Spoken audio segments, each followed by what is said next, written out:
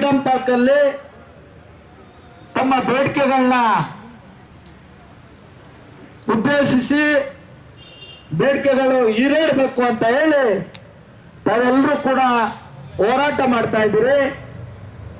ಈ ಒಂದು ಹೋರಾಟಕ್ಕೆ ಸರ್ವ ಸಂಘಟನೆಗಳ ಒಕ್ಕೂಟ ಸಾಕಷ್ಟು ಎಲ್ಲ ನಮ್ಮ ಸಂಘಟನೆಯ ಮುಖಂಡರುಗಳೊಂದಿಗೆ ನಾವು ಬಂದು ಹೋರಾಟಗಳನ್ನ ಮಾಡ್ತಾ ಇದ್ದೇವೆ.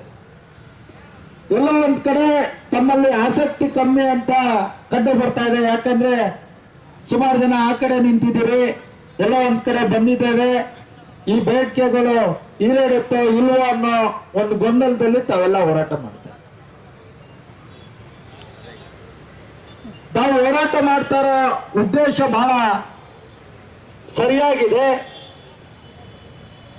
ತಾವು ಮಾಡ್ತಾರ ಅಂತ ಹೋರಾಟ ಸರ್ಕಾರಕ್ಕೆ ತಲುಪಬೇಕಿದೆ.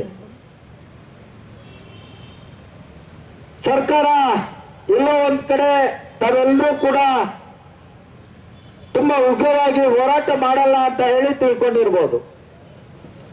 ಅದರಿಂದ ಇಲ್ಲೇನ್ ಜನ ಸೇರಿದ್ದಾರೆ, ಇವತ್ತು ಈ ಹೋರಾಟ ಮುಗಿಯುತ್ತೆ, ಮನೆಗೆ ಹೋಗ್ತಾರೆ. ಮುಂದೆ ನಾವು ಇದು ಯಾವುದಕ್ಕೂ ತಲೆ ಕೆಡಿಸ್ಕೊಳ್ಳೋದು ಬೇಡ ಅಂತ ಹೇಳಿ ಏನಾದ್ರೂ ತೀರ್ಮಾನ ತಗೊಂಡಿದ್ರೆ ಅದು ತಪ್ಪು ಅಂತ ಹೇಳಿ ಸರ್ಕಾರಕ್ಕೆ ತಿಳಿಸ್ತಾ ಇದ್ದೇವೆ. ಈಗಾಗಲೇ ಸುಮಾರು 4 ಲಕ್ಷ ಮನೆಗಳು ಮನೆ ಕಟ್ಟಿ ಖಾಲಿ ಬಿದ್ದಿದೆ ಅಂತ ಹೇಳಿ ತಿಳ್ಕೊಂಡಿದ್ದೇವೆ. ವಿಶೇಷವಾಗಿ ಇಂಧನ ಸಚಿವರಾದ ಕೆ ಜಾರ್ಜ್ ಅವರ ಮನೆಗೆ ನುಗ್ಗಬೇಕು ಅಂತ ಹೇಳಿ ನಾವೆಲ್ಲರೂ ಕೂಡ ತೀರ್ಮಾನ ತಗೊಂಡಿದ್ದು.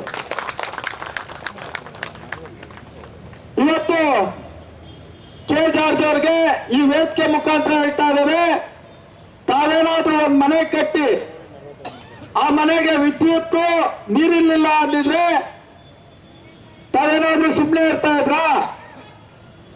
ತಾವೇನಾದ್ರೂ ಒಂದು ಕಾರ್ಖಾನೆ ಕಟ್ಟಿ ಆ ಕಾರ್ಖಾನೆಗೆ ಕೋಟ್ಯಾಂತರ ರೂಪಾಯಿ ಸಾಲ ಮಾಡಿ, ಲಕ್ಷಾಂತರ ರೂಪಾಯಿ ಸಾಲ ಮಾಡಿ ತಾವೇನಾದ್ರೂ ಕಟ್ಟಿ ಅದಕ್ಕೆ ವ್ಯವಸ್ಥೆ ಸರಿ ಇಲ್ಲ ಅಂತಿದ್ರೆ ಈ ರಾಜಕಾರಣಿಗಳೇ ತಾವೇನಾದ್ರೂ ಸುಮ್ಮನೆ ಇರ್ತಾ ಇದ್ರ?